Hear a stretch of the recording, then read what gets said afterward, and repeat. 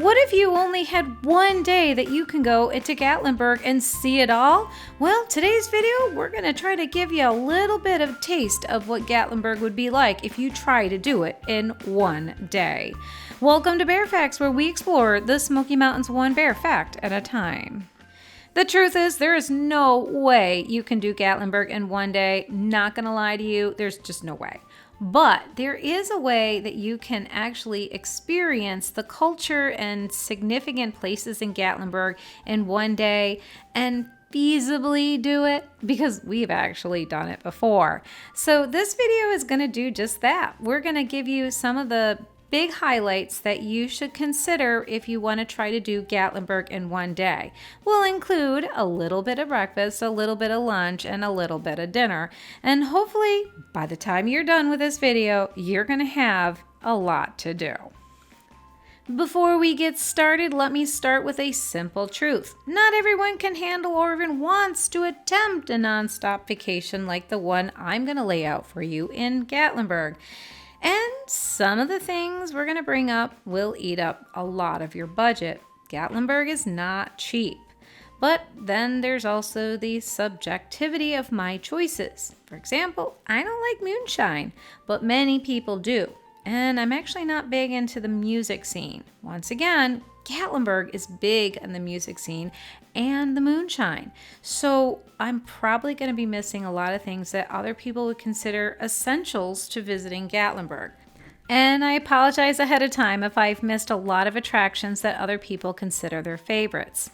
But my end goal is to provide a plan that will give you all an opportunity to enjoy and experience the culture and attractions that help define what Gatlinburg is and even part of what made it to be. So even though I might be missing out on the moonshine, I will touch on it, obviously I've already done, and the music, and just kind of hit up on major attractions and give you some of my favorite places to do and see when I've been in Gatlinburg. And here's the thing, we actually have done all of this in one day. So looking back after you've watched the video, you might be like, how did you do that? Well, we did have to loosen our belts a little bit because our bellies are full, our feet were sore, and our pocketbooks were empty. That's the truth of the matter, but it is actually possible to do. Would I do it again? Absolutely not. I would definitely take this whole day and spread it out to 3 or 4 days, or just cut out a half of it and just enjoy a couple of them slower and just take your time and enjoy them more. But hopefully it will at least give you some ideas and you can enjoy our trip along the way. Gatlinburg is a very small city and it's tucked up right next to the Smoky Mountain National Park, and it's very popular because of this location and what it has to offer. Because of the size of Gatlinburg, it really is small enough that you can walk most of the city, but there's going to be a lot of outer lying areas that are going to be hard to get to, and that's the main reason I did not address some of the locations that would have been ideal.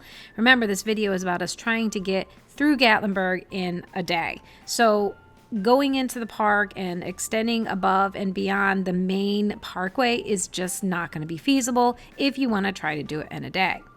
But just keep in mind, the park is right there. So if you want to do a little detour, make sure you do, because it's really worth just walking in and seeing the park, even just for a couple minutes. And the first thing we're going to do is probably one of the most favorite thing of any tourist that comes to Gatlinburg, and that's breakfast, because you got to start the day with a hearty meal. Gatlinburg takes their breakfast very seriously, and you'll need to decide which place you want to go to. If you're looking for a hearty local location to go sit down and eat, I would consider Crockett's as a really good choice. This place has a lot of charm. It's very themed around the Smoky Mountains and has free parking if you're lucky. Not only in the front, but there's a hidden parking lot around the back. This place will serve up a meal that will satisfy even a hungry bear. But because it's a popular restaurant, make sure you go online and make a reservation or get there when the doors open. Wait times can get up to 3 hours. Yeah, 3 hours. It's that popular. So get there early so it doesn't eat into your vacation time. Remember, you only have one day. After you roll out of Crockett's, if you brought a car, head on down to one of the public parking garages.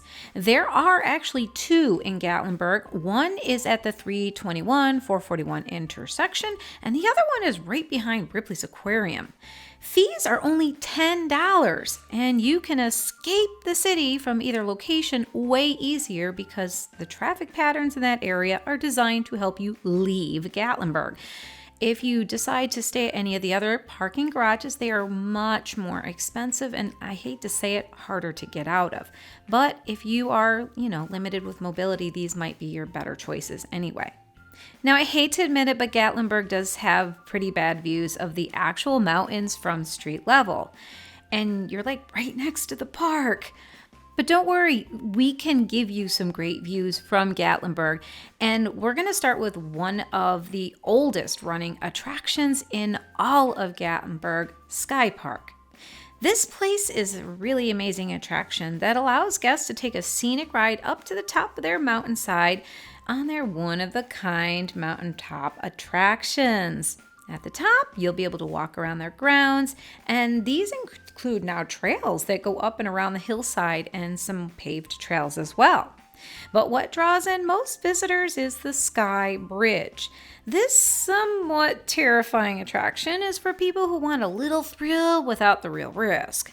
The 680-foot long suspension bridge gives amazing views, but the most amazing view is once you get to the middle of the bridge, because all you have to do is look down, because there is a 140-foot view of the valley below your feet, because that part of the bridge is clear. Yeah, it's clear. A little scary, but it's kind of fun too. But this place does come with a price. Starting at around $50 a person, Sky Park does provide a scenic view and lets you see the Smoky Mountains from a truly unique perspective. But for a large family with young kids, it might not be worth the cost. And for those of you who hate heights, well, this place is not for you, because the only way up and down from their mountain is on one of the chairs. But why is this place on my list of things to do then? I mean, come on, why am I suggesting this? Well, the simple truth is that Sky Park has been around for over 70 years in the area, making it one of the longest running attractions in the Smoky Mountains. And if you're trying to learn and experience the culture of the Smoky Mountains, these guys have it. I mean, they started as a family business and they've been there through the fires. They've seen a lot, and it's actually a really great place to just see and experience on your own. It will take you a couple hours to be able to actually enjoy the entire experience. And once you head down that chairlift from the top, you might finally be hungry again because, you've been doing a lot of walking so far. So I'm going to make a suggestion for a quick lunch. Once you've set your foot back on solid ground, you're going to be surrounded by food and more food. Because this place, they have food. Not just a couple places, quite a lot. And though after such a large breakfast, you might want something a little smaller and maybe even cheaper. So I'm going to suggest Fanny Farkles. I like Fanny Farkles because they actually have a good long history in Gatlinburg. They've been here since the 1990s, and that's a long time for basically a food stand like this. But they're a lot less expensive than other places, and you can get a hot dog or sausage and corn dog and just share it with your walking companions. So you can just take your food and just keep on moving while you're eating. And as you're walking, start heading up the hill and look up, because right there, standing in the middle of Gatlinburg, is one of the most iconic structures in all of Gatlinburg, the Space Needle. The Space Needle has been around for over 50 years, and like I said, they're locally owned, at least to this point still. And they're also the centerpiece of Gatlinburg. This is where you're going to sit for the fireworks celebrations on 4th of July. On New Year's Day, they do their big New Year's celebration there. This is kind of the place to be. So if you have the time and you are willing to do the elevator ride, because it is a little scary, the elevator ride, I'm not going to lie. When you're on the elevator, you can look down as you're being lifted up to the top of the Space Needle to the platform above. And yeah, this elevator is actually as old as the building. It's the authentic original elevator. Like I said, this building has history. So, I mean, they keep it up and maintain it and all that, but still, it's kind of a little scary. A little bit. Not too much, just a little bit. But definitely worth trying. Definitely. The views up there are really nice. I love it. It does seem like I keep making you guys go up in high places and then letting you come back to the ground to safety. That's the best way to see the Smoky Mountains from Gatlinburg, so sorry about that. Anyway, we're going to go head back down to the ground, and that road, by the way, that's called the Parkway in Gatlinburg. It's actually just 441 or 73. There's so many names that we just call it the Parkway, just the Parkway. And there is so much to do and see. It's very overwhelming, and it's expensive too. I'm not gonna lie, this is a very expensive city, as most places in the Smoky Mountains. But if you want to, you can just hang out, relax. During the different seasons, you can actually challenge yourself and see how many of the different sculptures you can find. During the summer months, these bear sculptures are out. There's like 30 or 40 of them in the Gatlinburg area. As well as in fall, there's the scarecrow people, and in the winter, there's the snow people. And that would be like a fantastic scavenger hunt to go on with your family. Doesn't cost anything, and you could just wander around and try to find as many as you can and get photographs with them. Fantastic family activity that costs nothing.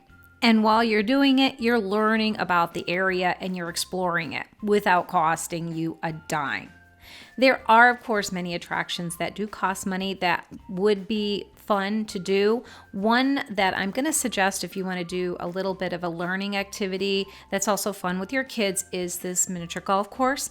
This course is up behind the Reagan Terrace Mall, and it actually has a course that covers and talks about the history of the area, and it's just kind of fun and educational. So just consider it if it's something that your family wants to do as a little miniature golf course. All right, now this next thing that I'm going to suggest is purely personal, and we just love going here, and that's the Ripley's Aquarium. Now I know some of you are like scoffing and saying, why Ripley's? Well, first of all, Ripley's actually has a big say in the history of Gatlinburg. Unlike big, kind of like Dollywood, Ripley's kind of like defines some of the early history of Gatlinburg. So it's kind of hard to separate them. But anyway, I just love their aquarium. There is a lot to see here, and the aquarium has done an excellent job of keeping up with the times. Many aquariums do get dated, but the Ripley's Aquarium is continuously changing. Last year, they added this volcano room, and this year they're starting updating the octopus home, and they've been moving some of the animals around. So it's actually kind of fun and interactive in that you can come year after year and just see different things, which I like. But one of my favorite activities, besides gawking at the massive shark swimming above us as we glide down this 340-foot long underwater tunnel, is to look for Sally. Sally is the one and only sea turtle that lives in the 1.5 million gallon tank, and she is very hard to catch sight of. In fact, she's so hard to find that it was like 2 years between the first time we saw her and then more recently. And we go a lot. She just hides. Even though I know she breathes air, she just hides. Whenever we're there, we can never spot her. So it's kind of a fun challenge when you're there to go and try to find her because she is very elusive. Next thing I'm going to suggest you do is head on down the street and do a little shopping. There is a lot of opportunities to shop in Gatlinburg, including the crafting community and the Mountain Mall, but the village is very unique and has a really cool history. If you do want to learn more about that fun and amazing history, I actually did a village video not too long ago, and I'll have a link in the description for those of you who want to watch it. The village is a locally owned shopping plaza with all kinds of great things, from cooking oils, teas, candies, and clothing. And there's something for everyone, including your pooch. Because Gatlinburg is a very pet-friendly city, you can find your faithful companion a biscuit while you sip on a cup of coffee and scarf down a sugary donut from the Friar Nooks, the oldest continuously running business in Gatlinburg. Now, a donut and coffee is not going to hold you over for very long, so I'm going to suggest getting some dinner now. And after looking at all those yummy fish at the aquarium and the crabs and the lobster, you might be getting a little hungry for seafood. And though you could eat dinner at the Feeding Frenzy at the Ripley's, I was just maybe going for a better, classier experience. And yes, now it's time to sit down, relax, lift your feet up, and just take it easy. What we're going to do is we're going to keep walking on down the parkway until we reach the intersection of 321 and 441. Not sure if this is still the parkway, but we'll just call it the parkway.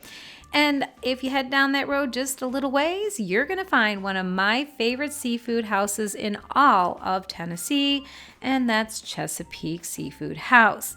I have done a video on them if you want to learn more, but I really like this place, and not just because they're somewhat locally owned. It's actually owned by owners, and they're only in Tennessee, but also because they're known for having the freshest seafood around.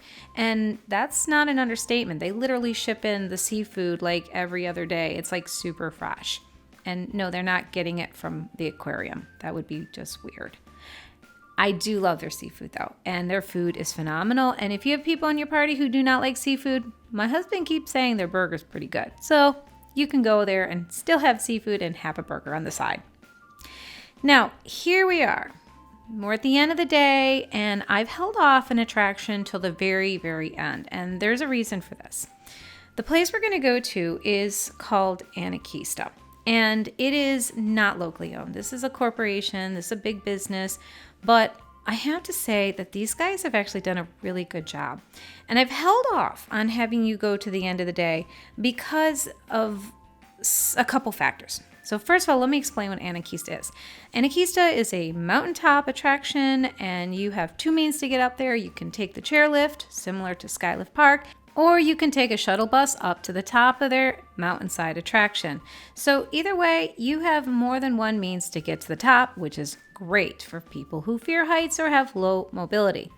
Now, Anarchista is a paid attraction, but they actually give you quite a lot with your admission fee. And I have actually done a video on this. If you want to go and look at that video, I'll leave a link in the description. But the end of the day, just as the sun is setting, is, in my mind, one of the best times to head up to Anarchista. And there's a couple reasons why I think that Anarchista is better in the evening than earlier in the day. First is that you can enjoy the mountaintop attraction from both day and night. Anarchista does an excellent job with their flowers and landscapes, so seeing it during the day is phenomenal.